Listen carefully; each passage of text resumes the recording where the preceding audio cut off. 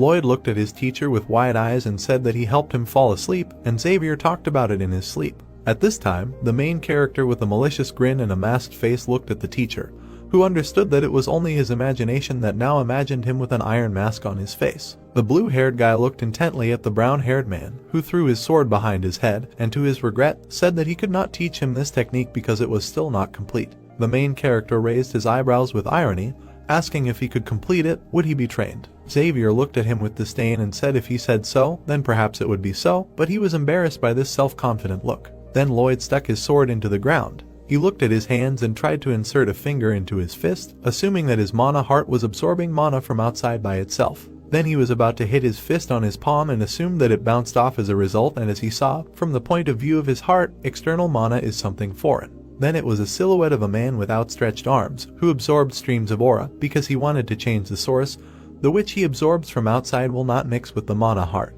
It was a glowing core with pulses of light, because he ordered to let it gather separately. This ball of light began to sparkle and emit streams, because it needed to be rolled up and used. The brown-haired man began to rotate his finger near his fist with a grin and explained that it was like an auxiliary engine near the main engine, because they were one whole, but at the same time worked separately, and it should be great. Xavier looked at him with displeasure and explained that he was sure that it was possible, but did not understand where Lloyd came from before such reasoning. Then the main character stretched out his hands in front of his face, on which there was an iron mask, because he said that he simply imagined. Xavier saw this expression and assumed that he clearly knew something, but just did not show it. The protagonist looked at how his teacher stretched his hands to the sides and began to emit streams of light and aura, because he managed to complete the Astrakhan technique of the mind, which had been bothering him for a long time. It was a blue core that emitted pulses of light around itself, because over the time of his first attempt, the number of contours that he could create increased to 3